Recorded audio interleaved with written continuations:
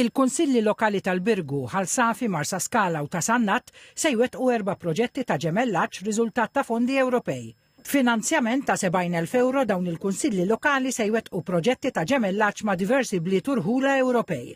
Il-proġett tal-Birgu se jsaħħaħ il-rabtiet bejn it-tletti bliet f'Malta, l-Italja u l-Albanija, bid-dialogu interkulturali, ċittadinanza attiva u aktar għarfien tal-valuri Ewropej.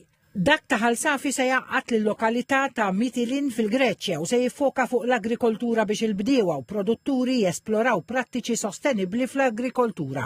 Marsa Skala se tkompli tieħu sehem f'wieħed mill-ikbar ġemellaġġi fl-Ewropa li jiffoka fuq il-vjolenza domestika permezz ta' diversi diskussjonijiet u laqat ma' esperti fis-suġġett.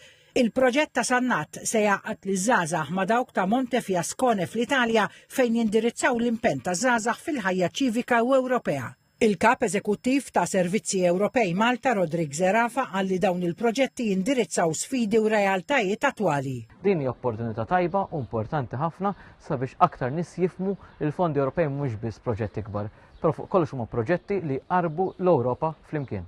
Il-Ministru għal-Fondi Ewropej Stefan Zrinzo Azzopardi għalli dawn il-proġetti se joħolqu spazji fejn iċ-ċittadini Ewropej inkluż il-Maltin jiddiskutu bejniethom sfidi komuni fil-livell lokali u Ewropew.